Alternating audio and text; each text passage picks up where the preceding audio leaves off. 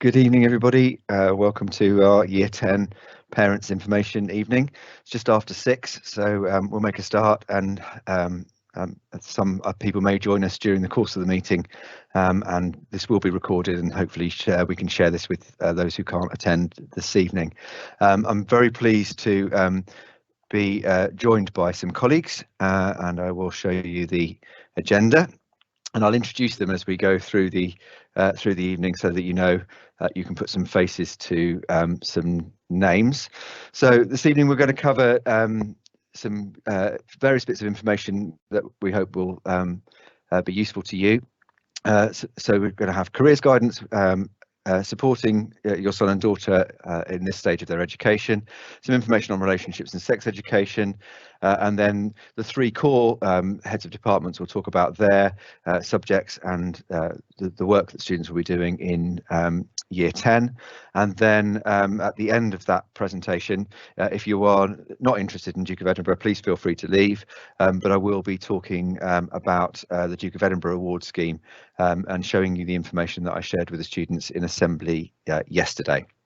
So first of all, I'm going to introduce Sarah Beaton, who is our head of careers, and she'll introduce herself, and then she will give you the information about careers guidance in Year 10. So over to you, Sarah.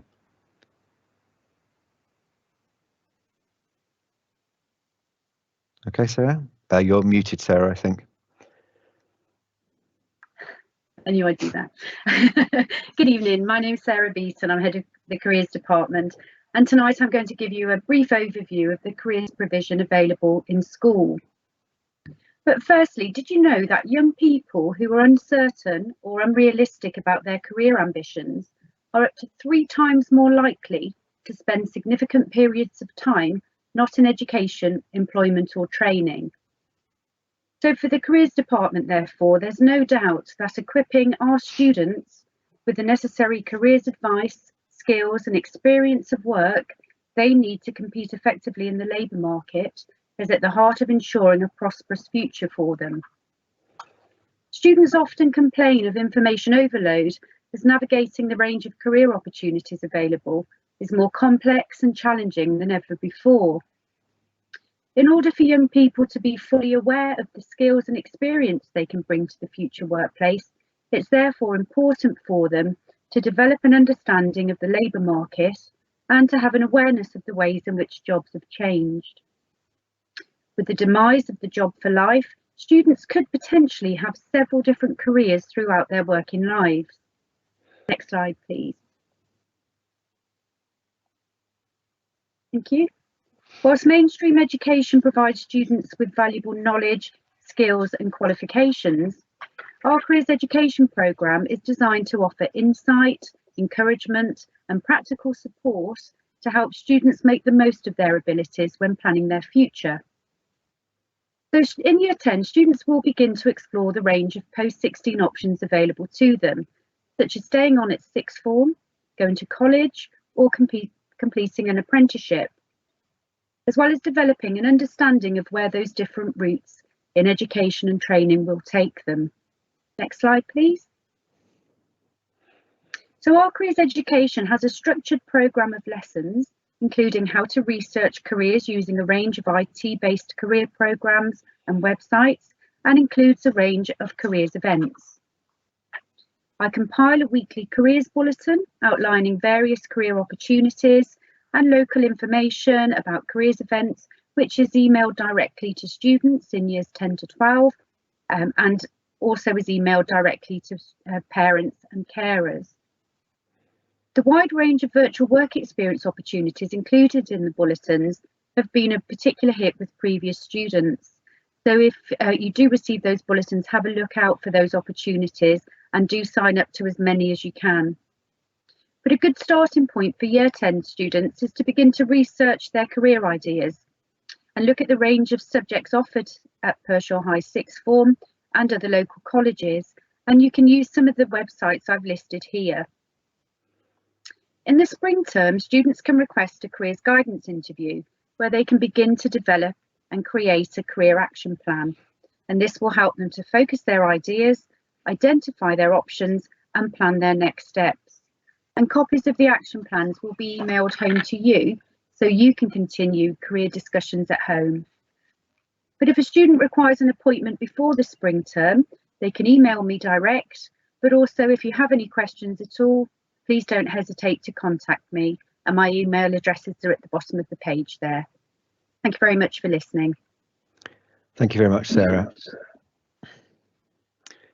Next is Zoe Budding, who's going to talk about relationship sex education. I'll just let her introduce herself before sharing her slide again.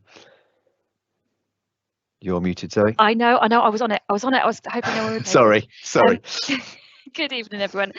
It's nice to speak to you. I wanted to talk about the relationships and sex education that we offer across Key Stage 4. You've probably heard in the news that the government have recognised over the last few years the particular challenges that our children face growing up in a modern world that is ever changing, and that we have little experience of. They have more experience than we do. And relationships, sex and health education has been made statutory. It was made statutory in 2020. The restrictions that were on teaching last year have made it quite difficult to start teaching relationships and sex education. So for us, it's the first time through fully for our new curriculum.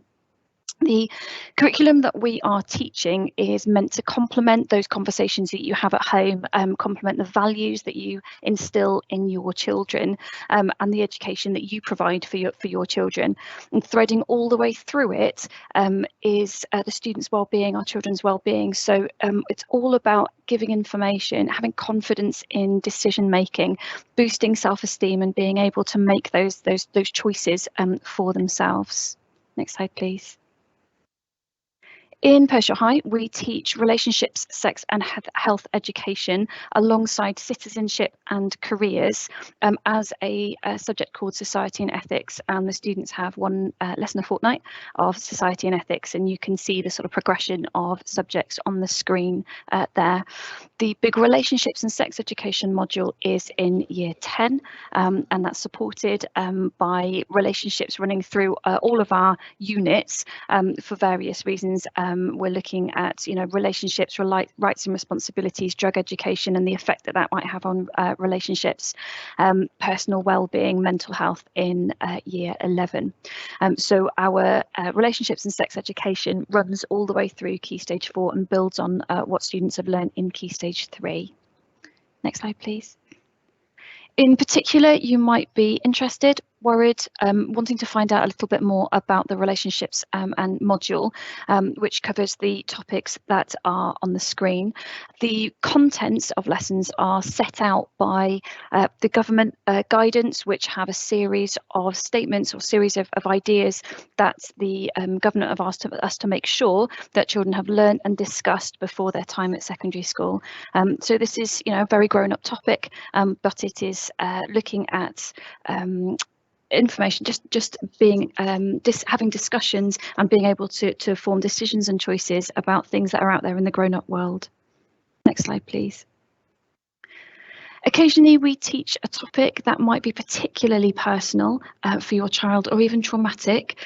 If you think that we may be covering a topic that might be very difficult for your child to listen to or discuss or take part in, please do contact us through the House Office and have that conversation. We might be able to put your mind at rest about how that will be taught, or it may be that we look for a different option. Next slide, please. This is the right to be excused from sex education lessons. Parents do have the right to request that their child is withdrawn for lessons in sex education. We hope that the education is really valuable, and you'll see that when you see what we talk about and discuss. However, if you think that possibly this is something you would like to explore, again, please be in touch with us and we will have a conversation and hopefully put your mind at rest about what we're teaching and how we're doing it, so that you feel comfortable with the education that we're providing. Thank you. Thank you very much, Zoe. Next up is Caroline Taran. Caroline has recently joined us as assistant head teacher, and I'll let her introduce herself before sharing her slides. Good evening. I'm glad to be here this evening. I'm Caroline Taran. I'm the Data and Standards Assistant Head. So I'll be working very closely with students in Key Stage 4, particularly in years 10 and 11, helping them maximise their potential as they work through the key stage and towards their GCSE results. And what I wanted to talk about this evening was really how we can work together to support your children, and how you at home can help with what's going on in school to get the best out of your children as they're working at home. So I was just going to run through a few of the points on the slide, as you can see. Provide them with a comfortable working environment. As children move into year 10 and year 11, there'll be a higher expectation for them to work at home. The pieces of work that they're being set will probably be more challenging, a bit more lengthy, and possibly more frequent. And so it's important that students have somewhere quiet that they can work, somewhere, a clear desk where they can spread their things out with free from distractions, so that there aren't members of the family running around or TV on in the background and so forth. So wherever possible, if your children could have a nice quiet place to work, that would be something that would really support them. As I say, they'll be set probably more frequent homework and more detailed homework. And if you could encourage them to not just do the minimum, but to go the extra mile. That's homework. We always set homework that's in conjunction with the work that's been taught in lessons. So the more thoroughly they do their homework, the more thoroughly they're going to be prepared for subsequent lessons. And obviously, as we move towards exams, PPEs, and the final exams at the end of the key stage, then the more detailed their work has been at home, the better prepared they will be. If they don't have homework set, there's always still plenty students can do. We will make available revision guides for all the GCSE subjects, but also, as I'll talk about in a second, there are various online resources that students can use.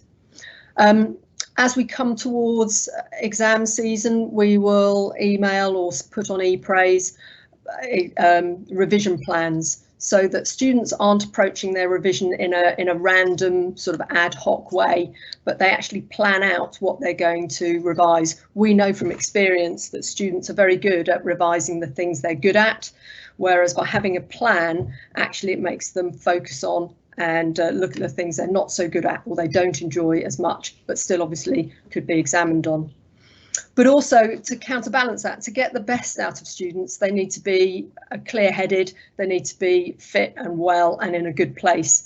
And we would encourage you to think about making sure they take breaks, think about what they eat and making sure that they stay well hydrated. All of those have been proven to make learning and revision more effective, particularly having periods of exercise and plenty of water. Get involved if that's what your children would like you to do. If you can help out by testing them on various things or getting them to explain something to you, then please do so.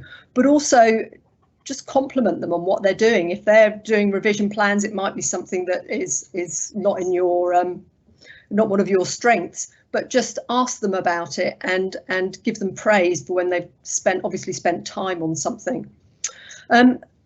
Watch what they're doing on the internet. There are some excellent resources there and that are very, very helpful to students, and we would encourage students to use those internet resources. But obviously there are also an awful lot of distractions there, and so we would ask you to help your children make best use of the internet and encourage sort of good habits in how they go about accessing the resources online. And then make sure that they ask questions when they're unsure. It can be very daunting when you've got huge amounts of content to learn. I don't know where to start, or they come up against a brick wall, something they're stuck on. Then that's what we're here for. And the majority of teachers are happy to be contacted by email, or will spend some time in school helping students where they've got stuck. Next slide, please. Thank you. And my two children have been through GCSEs and A-levels, and sometimes you have to be prepared to be the bad guy and make difficult decisions for them. They don't always make sensible decisions. So things like using their phone or computers or whatever, that if they need restrictions put on that, they may not be very good at doing that themselves. So sometimes perhaps you have to be the bad guy and say, no, that's enough. We need to get some work done. Likewise for going out or time in front of the TV. But one of the really big ones is sleep, is making sure that they get plenty of sleep. They're teenagers and they need far more sleep than we do as adults, and making sure that they get good quality sleep and good sleep hygiene, that they're sleeping in a regular pattern, reasonable, sensible hours. And that it's impossible to revise and study well if you're tired. And if your children are coming home with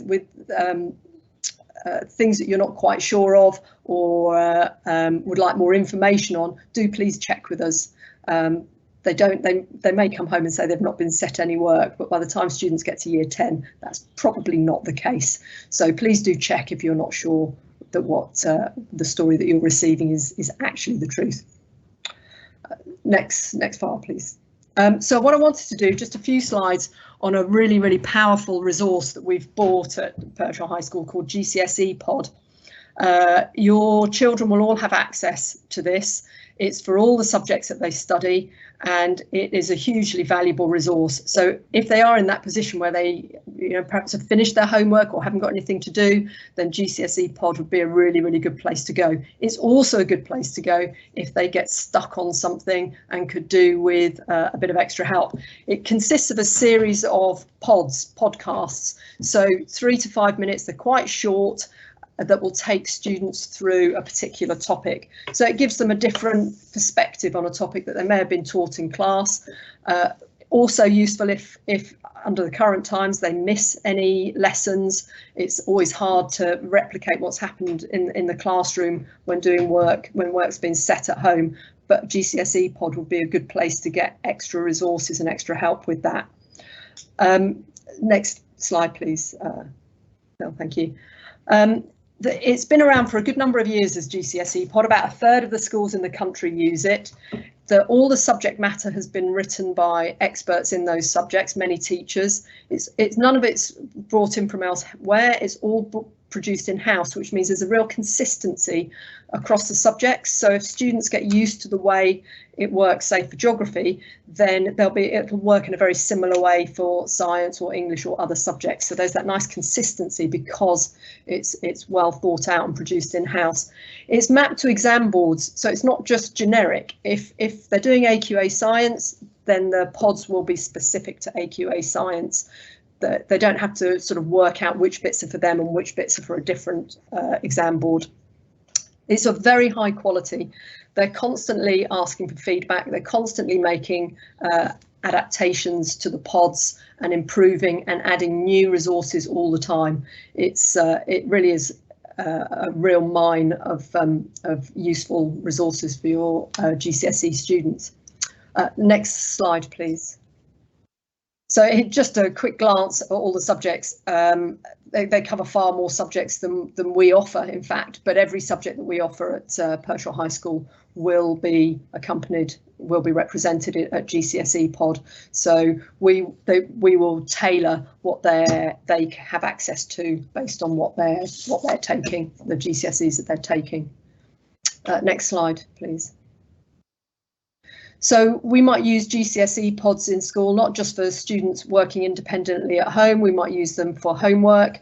We could also use them for assessment, because we can, if it has a number of sort of quick tests, pop tests that students can do, and as teachers we can see how they've got on with those, which is really useful for us. It allows us to identify topics that students are struggling with, and so that we can put in the appropriate intervention and appropriate help.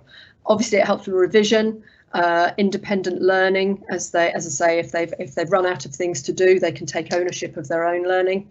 But also we might sometimes ask them to go and have a look at a GCSE pod, preparing them for their next lesson. So it can be used in all sorts of different ways. And as I say, we might be setting it as homework, but the independent learning facility is really important. Next slide, please.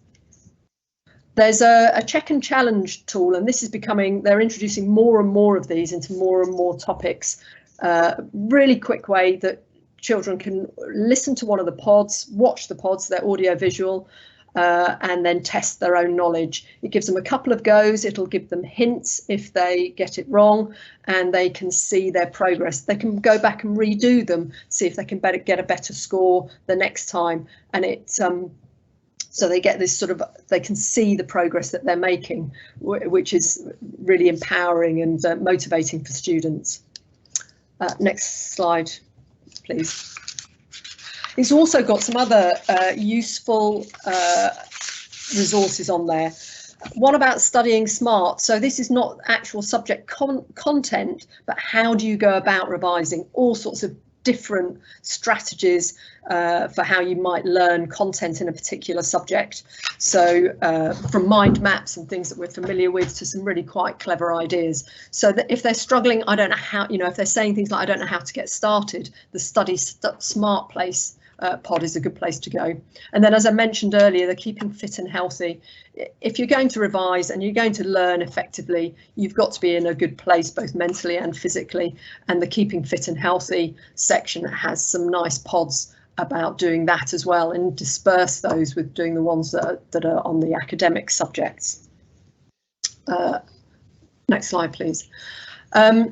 If you'd like to know more about the pods, if you go to GCS, the web address there are a number of webinars coming up over the next few weeks, and they'll be able to give you a far more detailed explanation and description of what GCSE Pod really involves. But over the last year, when our students have been using it, they have used thousands and thousands of the pods. The Year 11 students just gone really did make good use of this resource, and so we recommend it very highly. Thank you. Thank you very much, Caroline. I can also say that at one point last year we were in the top 10 users in the country, which means that that says to me that students really value the resource that's available to them. So do please encourage them to use it, and if you've got younger children in other year groups, it is clearly aimed predominantly at GCSE level and mapped to GCSE specifications, but a lot of the pods are useful for other students, actually either older students who just want to revisit something, or younger students who might be stuck, and every student in the school has access to this great resource, so please do encourage them to use it. Now, in the interest of the environment, I did not print out the order of the next few slides, and I'm hoping that I've got the order correct. And next up is going to be the English section. So I'm going to introduce you to Nat Kehoe, who is our head of English, and then hopefully her slides will appear next. If not, I will have a little panic and we'll move on quickly to someone else. Is it going to work? It's hopefully going to work. Okay, should we check the slides first before I start? There we go. Yes, here he comes. Right, good evening, everyone. My name is Natalie Kehoe and I'm the head of English here at Pershore. You may already be aware that your child will be doing their English literature actual GCSE at the end of year 10. If you've got older children that have gone through this system, we do the literature GCSE at the end of year 10 and the English language at the end of year 11. And we found that this is really beneficial for a number of ways, which you can see on the screen. Essentially, it gives us an opportunity to focus on English language in year 11, which for most students is the one that's going to open the doors to where they want to be. And it also gives them an opportunity to really start learning about what GCSEs are like. Can we have the next slide, please? So unfortunately, one of the difficulties this year is that English literature is one of the subjects that has gone under consultation during the summer holidays. It's got reduced content, or certainly over the last year we had reduced content and the exams were changed slightly. So at the moment, we do not have confirmation from the government or the exam boards about exactly what examination will look like in this subject. However, what I can share with you now is what we anticipate it being, and this is the way it was set up for last year had the exams gone ahead. All the evidence I've found so far suggests that the consultation that they went through in the summer holidays, it came back with a suggestion that we'll repeat that same process this year. So I'm going to share this information with you now. However, please be aware that this may change. If it does, of course, I will inform you and let you know how it changes. But essentially, your child will study 3 texts over the course of year 10. One of those they actually already started. They got a head start on in year 9 with the modern play, and that was Blood Brothers. They will also study a 19th century novel, a play by Shakespeare, and they will do some unseen poetry analysis and comparison. And you can see how this exam structure works. Next slide, please. So we have already, as I say, studied Blood Brothers, which your child did during year 9 and is currently in the process of revising, ready for a baseline assessment in year 10. Once we've completed Blood Brothers, which will be done in a couple of weeks, we're going straight on to Romeo and Juliet.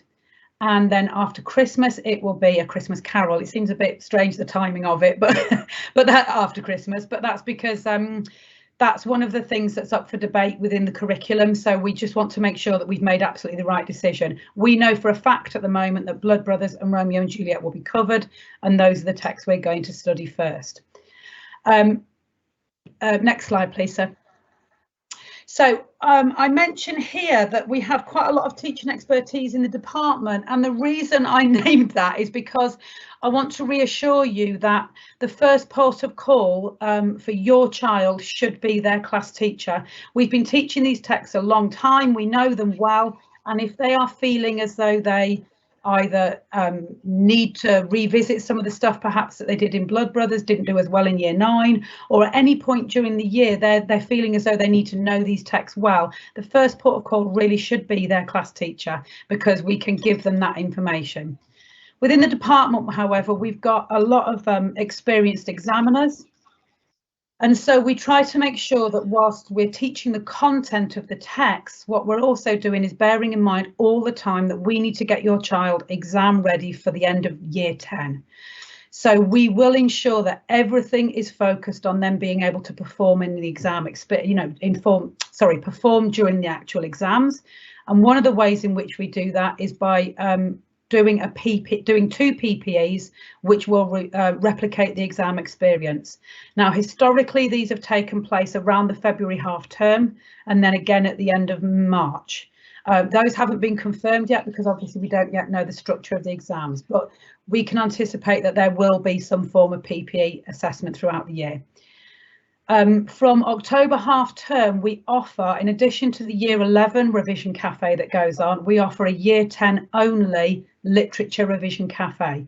When Mrs. Taran and I have had a conversation about when that's going to take place, I'll be able to share that information with you, but it will be then a regular night every week, and it will be staffed by English teachers who will be able to support and target students' revision to the text that they need to work on. Next slide, please, sir. So this is what we're asking from you, really.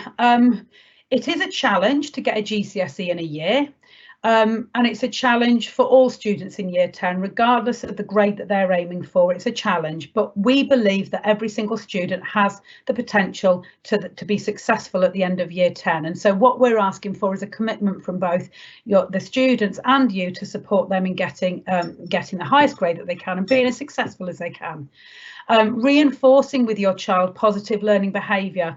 It was interesting, I teach year 10 myself, and even in the last couple of lessons they have told me that they can feel the difference between year 9 and year 10. They know that year 10 really counts, and so making sure that they're aware of that, it can't hurt, can it?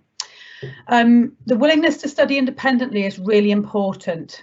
We will cover all of the texts across the curriculum.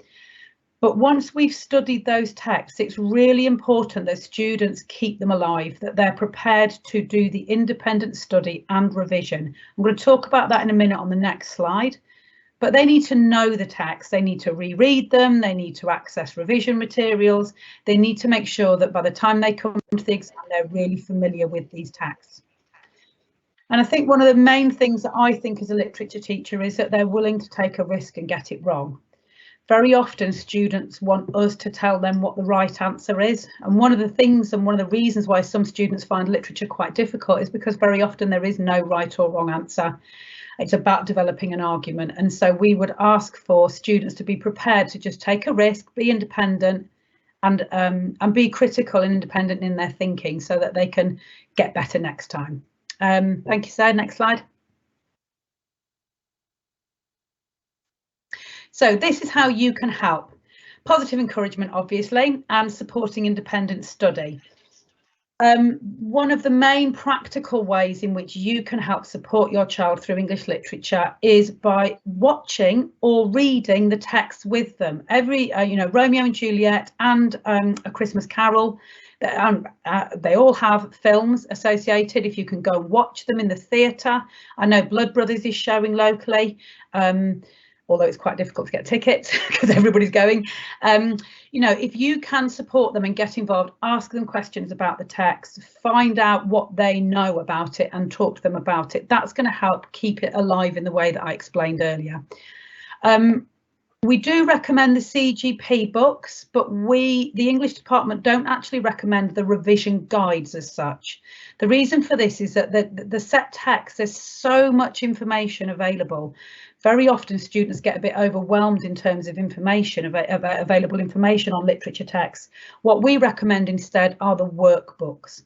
And that's because they encourage active revision, they encourage some engagement with the text. If your child is entitled to PP funding, is eligible for PP funding, we will provide copies of the text and the revision guides for them.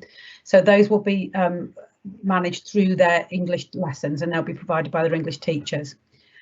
But finally, keep encouraging them to both attend the revision cafe and keeping up to date with class and homework. I think that's going to be one of the most valuable things because it's a very short period. Well, I say it's not very short. Once we've moved on, we don't have time. If a student gets behind with work and doesn't get back up with it, it can very quickly feel quite overwhelming to do a GCSE in 1 year. So keeping on top of it and making sure that they're keeping up to date with their class and homework is one of the most effective ways, I think, in which they can ensure that they're successful at the end of the course. I think, is that all of it? I think so. Thank you very much. The final thing I was just going to say was, as I mentioned, we do have an experienced department. I do want people to draw on the support that the teachers can provide. Please feel free to contact either the class teacher or myself if you have any questions about either the texts or the exams. Thank you very much, sir. Thank you very much, Nat. And handing over now to Debbie Morgan, who will introduce herself. Hi there, nice to be able to speak to you tonight. I'm Debbie Morgan, the head of maths. So I'm going to talk you through a little bit about the year and what to expect in maths and how you can support your children as well. First of all, I had a few concerns from people about just the gaps and from the disruption to education and things, and a bit of reassurance really about the maths curriculum. And the way it's designed is really to repeat things quite regularly, and all the key skills get repeated. So things that might have been missed out or things they're not very confident about because of they missed lessons or they weren't really sure about it when they were doing remote learning, they will get covered again. We review them each year, they get reviewed, they get extended, and it's really going to be helpful for them to identify where they've got confidence issues maybe in lessons and in homework, and then use this year to get the advice and the help that they need for that. They can ask any of their teachers, of course, for help, whether it be their teacher or any other maths teachers in the department. We also have this lunchtime session on a Thursday we're starting, where they can go and get help from teachers as well. With that could be homework or anything else from lessons too. But as I say, all the maths teachers are available outside of lessons when they're available, of course. They could just go and pop in and ask them support if they want it. Next slide, thanks. So during the year, they're going to do assessments once per half term. And and their assessments are based on what they've been doing in lessons. So it's really important that they're consolidating all the time what their classwork is, making notes on that, creating resources as they go along, completing their homework properly. The tests as they go through, at the beginning, they're going to get their test quite soon after they've been doing it in lessons. But as you go further through the year, you're going to find that there's a bigger gap between when they got taught the work and when they get tested on it. So it's really important that they learn how to revise and prepare for that. We always say to them that for maths, it's not very helpful to do really big, long sessions of revising for maths. Better to do sort of 20 to 30 minutes per session, maybe, but do it more regularly. That's usually more helpful. With students as well, they tend to focus on what they can do already and get to sort of improve their confidence that way, but that's not very helpful to them. They should really try and focus on what they can't do and target those areas and get the feedback from their teachers and work on the things that they're not very good at. And the main thing with maths really is to revise and to practice it. You've really got to be doing lots and lots of practice questions. There's no point reading about it. There's no point reading their notes. They've got to sit and they've got to do practice and see how they're getting on. Next, thank you. In terms of homework this year, they get homework every week, but there are different sorts of homework that we set them. So they might have a learning task, particularly before exams come up as well, which is obviously memorising key facts and formulas. So the ways they could do that, it could be that, you know, using flashcards to remember it. They could be testing themselves with somebody else or with parents. But the idea is that they should be revisiting as regularly as they can, really. They might have a written task for their homework, which is more about applying the skills they've been learning in lessons to answer questions. When they get stuck on things, it's important that they look things up and they don't give up on that and try and attempt all the questions if possible. They should be completing that in full and on time as well. And again, asking for advice if they're not sure. They've got that Thursday session they can go to if they need, but also at any other time they can ask their teacher for help. And then finally, we do sometimes set online tasks. You've already heard about GCSE Pod earlier, but we also use MathsWatch in MathsWatch. We quite like that, and they've got video tutorials on there as well.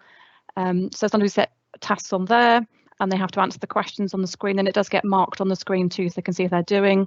They can also monitor what they're revising independently using the My Progress section on there too. So we've got some excellent resources they can use to help them to go through the course. Thank you. Next one. Now, it doesn't matter if they're going to be aiming for a grade 9 or a grade 1 in their Maths GCSE, numeracy is really essential at every level. So there are more problem-solving questions in the exams, but lots of them involve numerical methods. So we've got to really make sure that all students are confident about calculating with positive and negative whole numbers, decimals, fractions. So even if they're very, very good at maths and doing quite hard skills, they can't ignore the basic skills because they're equally as important. Saying that, 2/3 of the exam is actually calculator based. So although we focus a lot on that they can do things in terms of written methods, they've got to make sure they can use their calculator accurately as well. So they must have their calculator in lessons so they can learn how to use their own calculator. And remember in an exam that they've got one, because students often forget when they've got a calculator on the desk that they can use that, and they revert back to their sort of non-calculator methods sometimes and lose out on some marks there. So they need to practice both non-calculator and calculator skills. Next slide, thanks. Now this year we're going to have a real focus on scholarship in maths. So we know that it's really important that students take pride in their work. We want to make sure that they're making their exercise book a really useful resource for their revision as well, because we know it's going to have an impact on their performance. So we're going to look at assessing their books twice a half term, and we're going to grade them on their scholarship. So as an example, so they're going to get graded from S4 to S1. So S4 is the highest and S1 is the lowest. So what things we're looking for to get an S4 on that would be obviously excellent presentation, but just taking pride. So underlining titles and dates, having clear notes that are useful to them from their lessons, you know, using highlighting boxes or colours to make their notes stand out. In lessons, when we self-mark things, they should be getting that done and it should be evident they've done that.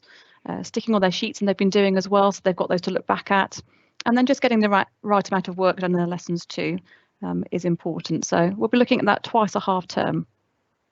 Next slide, thank you. So again, things they can use to help them to work through their maths. We've just mentioned MathsWatch, and we've got GCSE Pod as well. They can get a revision guide and work, but it's sort of all in one, that one, and they can get it from, or you can buy it from Parent Pay. It's £5, which is excellent. It's got practice questions in there as well as the notes and guidance as well. We can give them what we call a learning booklet. It's got all the key facts and formulas to memorise. We can send them a PDF copy of that, which is quite useful. We've got revision papers and things in the shared area which they can access and practice lots of past papers and lots of questions there with mark schemes as well. They can check them on there too. We've got our drop-in session on a Thursday lunchtime, and as I've said many times already, teachers are always happy to help them outside lessons too. Thank you. So finally then, you've already heard most of these things already earlier on. As parents, how can you help your children? Setting aside a nice quiet place at home for them to revise in would be useful. Helping them, perhaps testing them on key facts and formulas would be really helpful as well. Checking their homework, is it of good quality? Are they getting it done on time? Are they being resourceful? Perhaps sitting down with them and going through their marked work or their test evaluations when we've done their tests, and making sure they've got the right equipment that they're going to need for their lessons as well. I think that's it then from me. Thank you very much, Debbie. And next up, Sarah Cobber. Good evening. I just wanted to speak to you a little bit about the science education for Year 10 in this term. Okay, so as you can see on the screen there, that we offer two different pathways in science. We have the combined science, which we call trilogy, and then there's the separate sciences, okay, which is referred to very often as triple science. So if your son or daughter ends up on the combined science pathway, they will get 2 GCSEs at the end of the 2 years. All right, so that is a combination of the physics, chemistry and biology exams that they do. If they are on the triple pathway, the separate science pathway, they will get 3 GCSEs.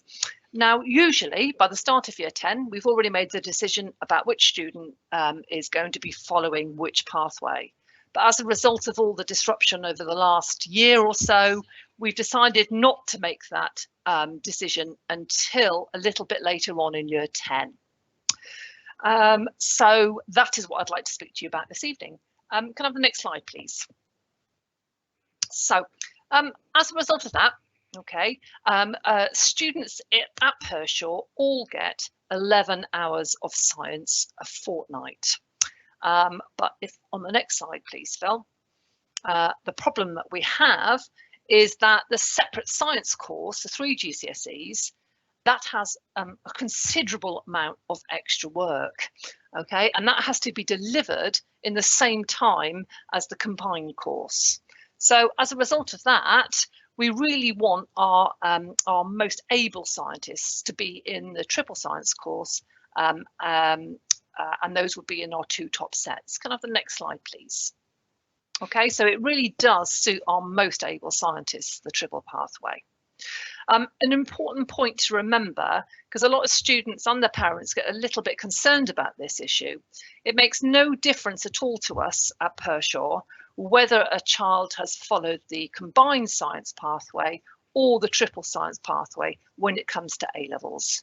As long as you've met our entrance requirement for an A-level, you can join us and do any of the sciences at A-level. Thank you, Mr. Hanson. Next slide.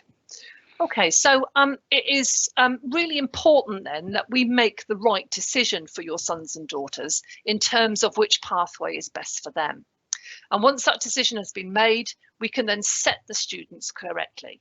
So if they are in sets 2 to 5, okay, then they will be following the combined science pathway. And if they are in set 1, they'll be following the triple science pathway. Okay, thank you. Next slide. So what are we going to use then to set your son and daughter? So we're going to test them the week back after half term.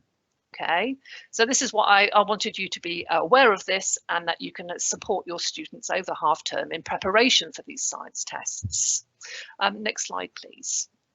Okay, so currently your sons and daughters are following 3 different units. One in biology, which is on communicable diseases. Okay, chemistry lessons are looking at bonding, and physics are looking at current electricity.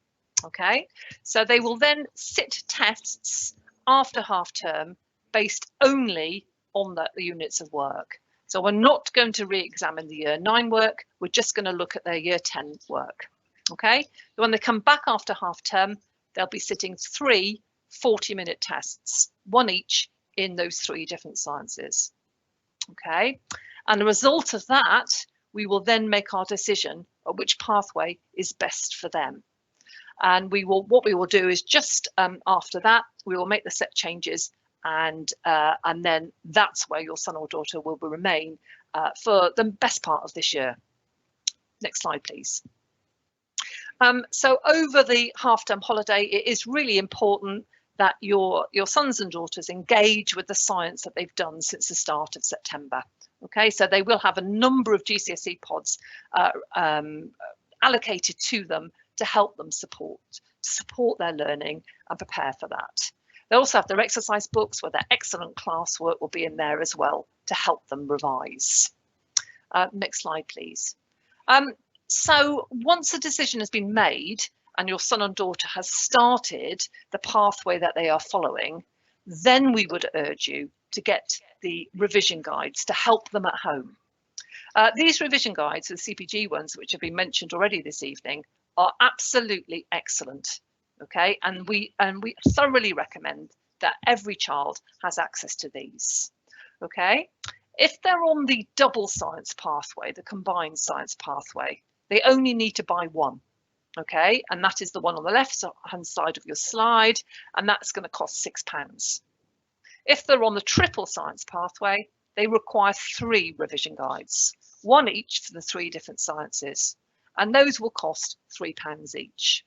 Okay, I know they would be useful before the tests that they're doing, but unfortunately, until we know which pathway they're going to be following, it makes sense to hold that back until after that. Next slide, please, Mr. Hanson. Okay, so once we have announced which pathway your son or daughter is going to be following, there'll be a letter that goes home with that information on. Then I will make it go live on Parent Pay, and you can pay for those different revision guides. I would really appreciate it if the students can then be a little bit proactive and then come and collect their revision guides. Okay, so we can't deliver it to all of the year 10, so they need to come down to our workroom at lunchtime or break time, and all we ask is that they bring a copy of the receipt to show that that's been paid on Parent Pay. And that's fine if they bring that on their phone, so they've got some sort of photographic evidence, that is fine as well. Okay, and as Ms. Keogh said earlier, if your son or daughter is in receipt of Parent Pay, then those revision guides are free and they can collect those as well. Okay, I think, Mr. Hanson, that's it from science. Thank you very much. Thank you. It is just to say that it was pupil premium. Just a slight slip there. If you are in receipt of pupil premium, you will receive those revision guides free of charge.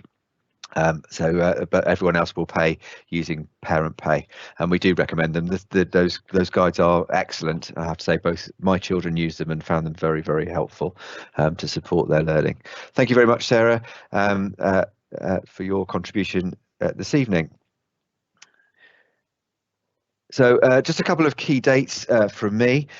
We have Year 10 Parents' Evening coming up at the beginning of December, so just a heads up for that date, so you've got that in your diaries. And we intend to run internal formal exams in all subjects in the week the 22nd to the 26th of June 2022, all things being well. When I say all subjects, it may be that some subjects will have had PPEs earlier in the year. As Mrs. Kehoe said, she may want to get, because they'll be doing their English Literature GCSE, her exams will need to be earlier than that, but most of the subjects will have internal exams if that's appropriate for the courses in June. Just after the end of the main block of GCSEs. The other thing to say is normally on this key dates slide, I would include information about work experience in Year 10.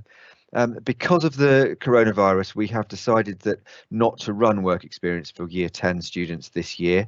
That's a shame, but it's very difficult for businesses and local organisations to take students for a work experience period. We'd have to start planning it right now.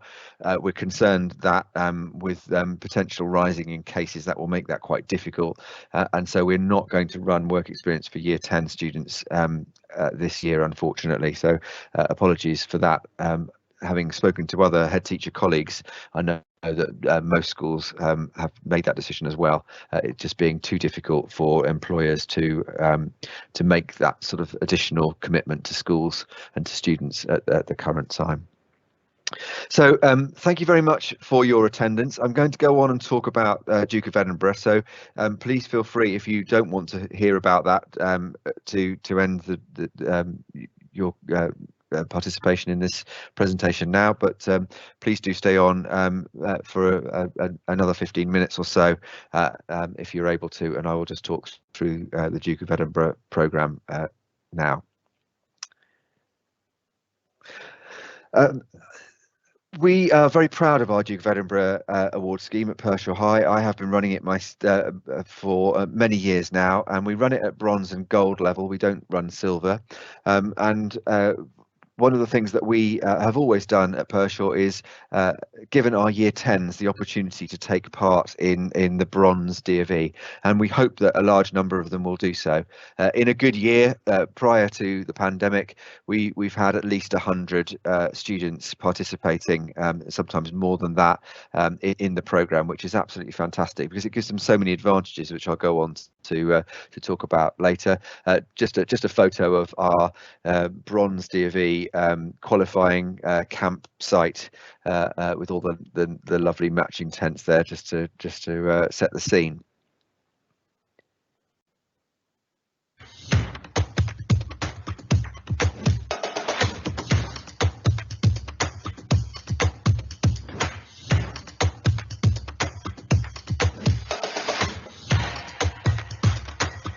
The D.A.V. has taught me skills that will always just stick with me for life.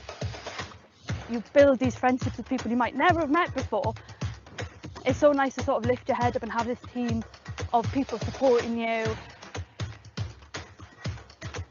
It's definitely made me a more confident person. I'm a young carer as well, so I've always been quite shy, and this has really brought me out of my comfort zone.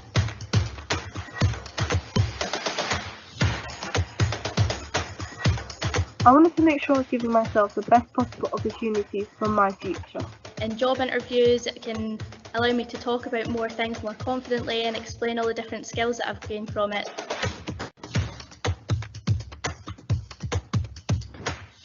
The experience offered me the chance to give something back to the community and make a difference to the people's lives around me who are less fortunate.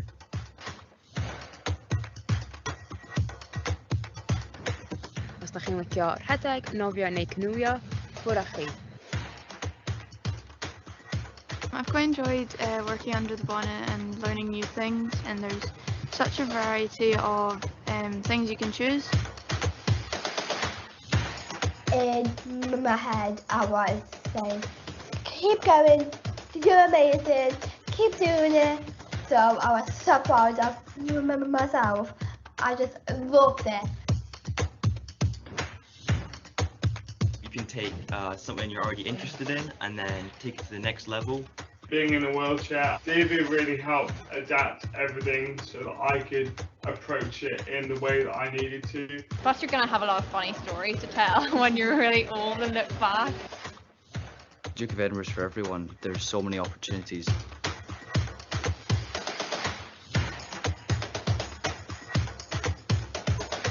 Honestly, if you decide to take part in Duke of Edinburgh Award, you've made a really good choice. You have changed your life.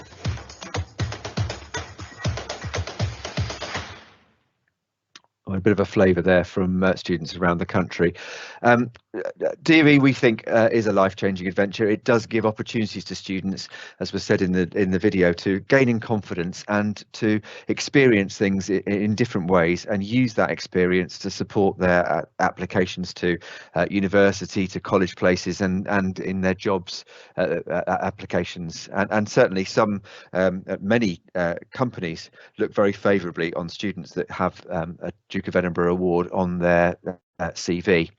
And some big companies, when you get to the gold level, will automatically guarantee an interview for students who have achieved the gold DV standard, which is a great advantage for them. So just to give you a little bit of a background about what DofE involves, for those of you who don't know, there are 3 levels. As I said, we only do 2 at Pershore. We do the bronze and then we skip straight to gold in the 6th form.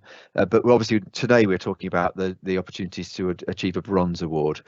And students will need to complete activities within those 3 sections: volunteering, physical, skills and the expedition. And I'll just go on to talk a little bit about those 4 sections.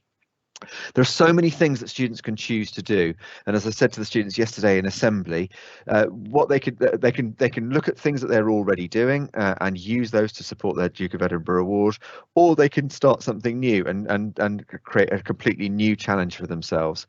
And so that's what I think is one of the great strengths of the Duke of Edinburgh scheme. Mrs. Watson, who is based in IT4 in the Quad, the students are aware of where she is based, is our DofE manager, and she is the person to talk to if the students need to check that an activity they want to take part in is sufficient for gaining a Duke of Edinburgh award. And I'll explain a little bit more about that in just a second. A couple more slides there of our qualifying camping expedition. So the three sections that I need to explain to you particularly are the things that the students need to do independently, and that is the volunteering, the physical and the skills, and they need to do each of those for 3 months, and one of them they will need to do for 6 months. So one of them has to be for 6 months and 2 of them need to be for 3 months, and it's up to the students to decide how they will subdivide their sections to contribute towards their award, and that will partly depend on what they do as part of those 3 sections. So volunteering is perhaps the one that is most tricky at the moment, just because, as I've already mentioned, in terms of work experience, it's quite difficult to perhaps to fit into an organisation to offer support for volunteering. Students will have done all kinds of different things over the course of the years that I've been involved in Duke of Edinburgh. My own children, for example, my daughter was an athlete and she coached younger students in the athletics club as part of her volunteering. My son is not an athlete and he worked in our local community shop and gave his time that way. So there are all kinds of things that you can do. The good thing for the students, because of the COVID difficulties currently, the Duke of Edinburgh's award scheme have recognised that this is a particular challenging area for students, and so they have relaxed some of the rules over what students can do, and so they are able to volunteer more at home or with family members, which in the past they haven't been able to do. So there are lots of ideas on the Duke of Edinburgh award scheme website, and if students are unsure, then they should speak to Mrs. Watson and she will give them some guidance about what they can do to contribute towards the volunteering section. The physical section is an opportunity to improve physical fitness, and it may be that students are already involved in some sort of sporting activity outside of school, and they can count that towards their physical section. It might be that they take on something new. What we don't want to do is discourage those students who perhaps aren't particularly sporty, as my son wasn't, and so it's important that they recognise that they can do physical activities that they might not particularly have thought would count. And so again, worth checking on the Duke of Edinburgh Award Scheme website to find out more about that. But as I said to the students in assembly yesterday, one of the things they can do is they can walk. They can go walking and they can count that towards developing their physical fitness. So there's lots of things that will count, and again, Mrs. Watson is the best person to check with to make sure that it counts. I would mention there, it mentions football as an example, and one thing it's important that students are aware of is they may well take part in a football club, for example, and use that as their physical activity in order to gain that section of the award. It's important to remember that they may not be able to count that in more than one section, because quite often students will say, well, I'm part of a football club, maybe I could develop my skills in football and I can count that as my physical and my skill. There are some strict rules about that, so again, something to check with Mrs. Watson to make sure that they've got a correct separation between the 3 sections, and they're not doing things that won't actually count towards the award. The skills section is the final section in this section that students have to be responsible for themselves, and that is developing a new skill or improving a skill that they're already doing. If they're learning a musical instrument, for example, it might be they could use that gaining another level of that that musical instrument. Gaining another award within that would count, but it may be something that they're interested in, that they could develop some skills in, and they need to get a non-family member to sign off on any of these activities, actually, to say whether or not they've achieved that. And so it's important that they do use non-family members to verify and to act as the assessors for these sections, just to prove that they've done it correctly. I think on an earlier slide that I glossed over, it mentioned that they needed to do an hour a week commitment towards these activities. That is strictly the letter of the rules that the Duke of Edinburgh's award scheme follow. We can be a bit flexible there, because we recognise that an hour a week is not necessarily the best way for some students to achieve these. So it might be that they have a longer term commitment. They may do full days of volunteering, or they may do full days of coaching other people, and those hours can count, and Mrs. Watson can organise that in consultation with your sons and daughters. The expedition is the bit that most students really look forward to, and we do a walking expedition, and the students do really get a great deal out of this experience, working in a team, supporting each other, learning map skills and navigation skills.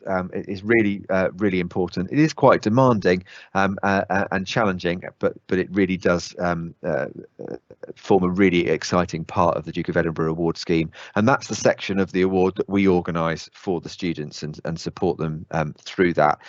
So I'll talk a little bit more about the expedition section. They will be in teams of 7, and as I said to the students, the best teams are actually mixed gender, so it's great if we can have boys and girls mixed together. They can put those teams together themselves if they've got a group of 7 that they want to work with. They can't have more than 7. That is against the rules of the Duke of Edinburgh scheme. But if they haven't got 7 people that they want to work with, that's absolutely fine. When we put the teams together, we will discuss it with them, and we will build some teams from smaller groups of people. So not to worry about that.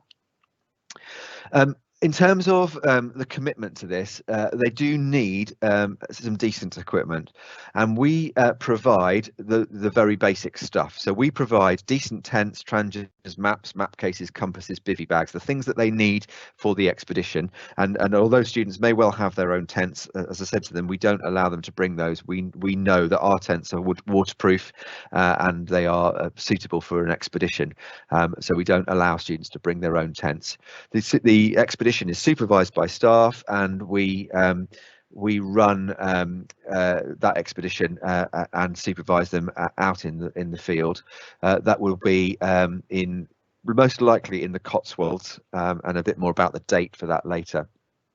The section at the bottom of the lower section of this slide, underneath the bright pink, is the personal kit that students will need to provide for themselves. And I don't want this to put students off from participating if the costs of some of these things is too challenging. So we do have sets of kit that we can lend out to students if they don't have their own kit themselves. But there's lots out there that they can borrow from friends and older brothers and sisters, and so I'm sure most students are able to get hold of the kit that they need. But if that would be a barrier for them participating, then please let us know so that we can support them in that. So, for example, we have a number of rucksacks. We've had boots donated over the years that we can lend to students. So there are lots of things that we can help them with. When they sign up for Duke of Edinburgh, they will get a discount card, which works in places like Blacks and Cotswold and many online retailers. And so they do get, I think it's a 10% discount on new equipment if they if they decide to buy that. Just a word about the rucksack, and we certainly with our own children suggested that they asked grannies and granddads to contribute towards this and buy them for Christmas and birthday presents. A 65 litre rucksack is the size that is recommended for a 2-day expedition, and certainly if they go on to stay in the sixth form and continue with Gold Duke of Edinburgh, they will need a rucksack of a decent size, and 65 litres is the recommendation for that. So a flavour of the expedition now.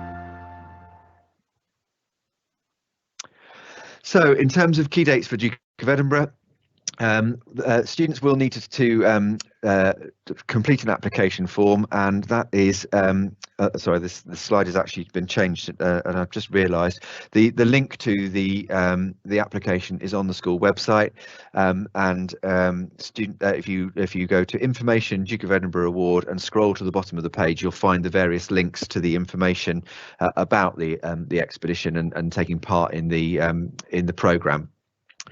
Students will need to commit to 7 training sessions, and these will be run by our Gold Duke of Edinburgh students as part of their volunteering activities. There will be a training day for students, which will include navigation, walking and cooking. That's on Friday the 25th of March. That is a training day for teachers, so there won't be any school transport available. So just to give you the heads up of that. We will have to do some route planning for the qualifying expedition. That will be an evening after school till 6 p.m. And then the qualifying expedition, all being well, will be Tuesday the 19th and Wednesday the 20th of July, which is in the last week of the summer term. And we really hope that students will sign up and take part in the programme. Please, if they can't commit to these dates, please do not apply. Those are all mandatory things that they must participate in.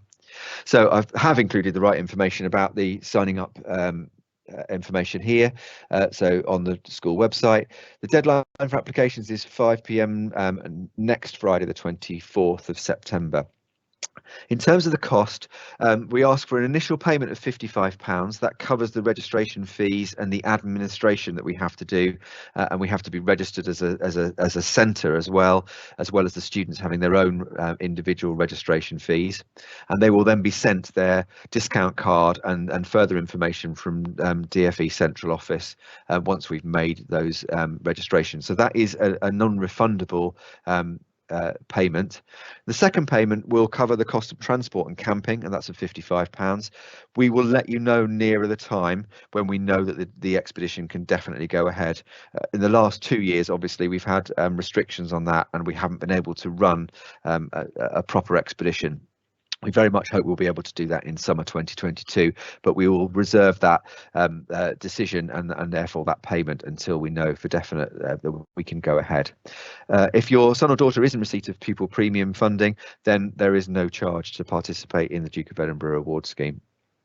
It really is a fantastic thing for them to do. It will give them significant confidence and lots of opportunities to explore new opportunities. So we really hope that they will participate in that scheme. I can't recommend it highly enough. So just over an hour. Thank you very much for your participation. I hope you found this evening's information useful, and thank you for your attendance. And I look forward to seeing you in person at some point in the future. Thank you very much indeed.